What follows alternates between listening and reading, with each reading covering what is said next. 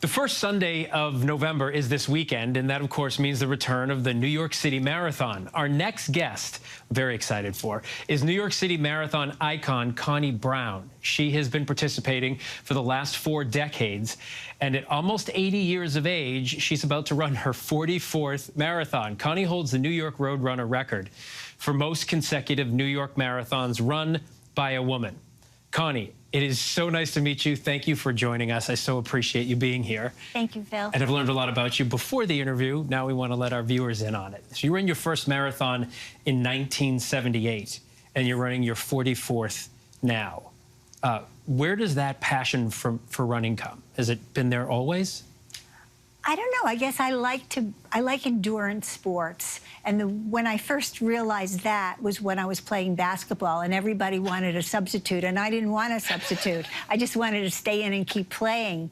And then I read a book that said about how good running was for you, cardiovascular health, and I was teaching physical education. So I started incorporating distance running in my physical education curriculum, and I started meeting people in the community who were distance runners. And I started, after we had our practice with the team, I would run with the community people.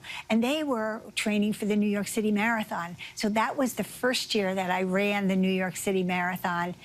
And it was just so much fun. I never stopped. When you started, only 5.3% of New York City marathon runners were over the age of 50. And a little more than 40 years later, we're talking about 26% of runners over 50. Now, you've been part of that percentage for almost 30 years, but what does that say to you? I think maybe people are discovering that it's good for them. Of course, it incorporates a lot of the baby boomers who want to live forever, and this is one way to get closer to forever. None of us are going to be there forever, but might as well enjoy life while you're here.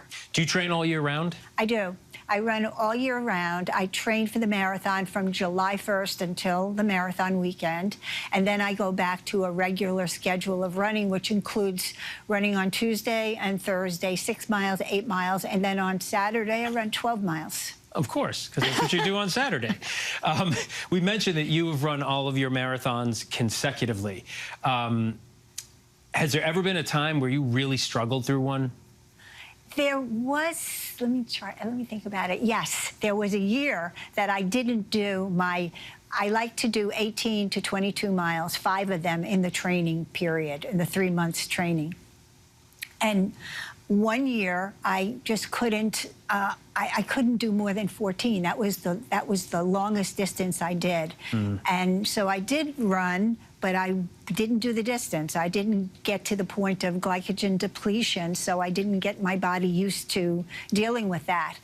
And when I was in the marathon, I don't know how I finished, but I finished, and I remember telling my friend everything hurt. My fingers hurt, my wrist hurt, my elbows were hurting, everything hurt. I never, ever cheated on my long runs again. I make sure I do 5 or 6 of them. It's amazing. You know, I'm sitting here with you, and I've had the opportunity to talk to you before this. You're turning 80 on marathon day. Yes. You're turning 80 on marathon day. Yes. You don't look a day over, like 20 or 25 years younger than you are. That must, running has to have something to do with it. You talk about, you know, eating and just living the best life you can. I'm wondering, what you told me you are doing something other than a marathon after this. Just tell me what you're training for. Tell our viewers what you're going to do next at 80. My plan is to run a half Ironman. And it's in January, and it's in my hometown of Sarasota, Florida.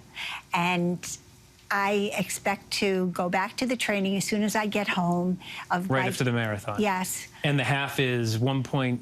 Well, a half Ironman, you start with a 1.2 mile swim, and then you do a 56-mile bike, and then you do a half marathon, 13.1 mile run. Connie, you are one of the most amazing people I've had the opportunity to meet. It's such a pleasure to meet you. You are an inspiration. I feel like I'm going to work out in between now and when a little bit later on this evening. We are rooting for you, of course, on Sunday. Happy birthday to you, and thank you so much. Thank you so much, Phil.